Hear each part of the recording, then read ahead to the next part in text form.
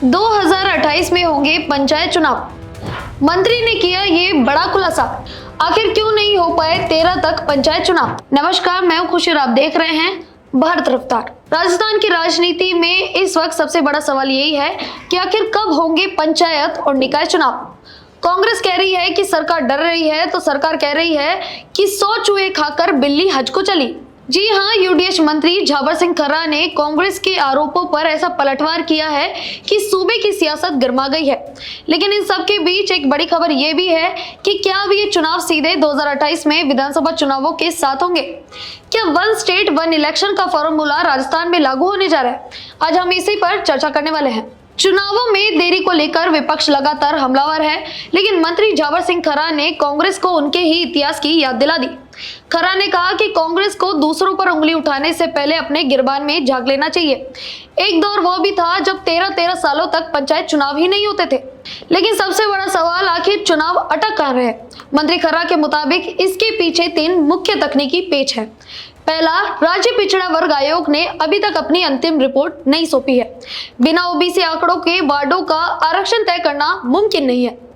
दूसरा है एसआईआर का काम शुरू हो चुका है, लेकिन आंकड़े आना अभी भी बाकी है। मंत्री ने याद दिलाया कि 2022 में महाराष्ट्र और मध्य प्रदेश के मामलों में सुप्रीम कोर्ट ने आदेश दिया था कि ट्रिपल टेस्ट के बिना चुनाव नहीं कराए जा सकते।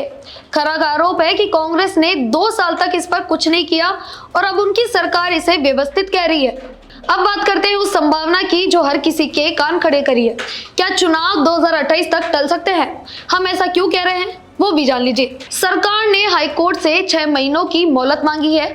अब ऐसे में अक्टूबर के बाद ही चुनाव होना संभव है, पर अक्टूबर के बाद स्कूलों में अर्धवार्षिक परीक्षा और प्री बोर्ड शुरू हो जाते हैं और चुनावों में लगभग 70% स्टाफ टीचर का होता है, जिसकी वजह से ये चुनाव अगले साल तक टल सकते हैं। अब भाजपा सरकार पहले ही एक देश एक चुनाव की पक्षधर है।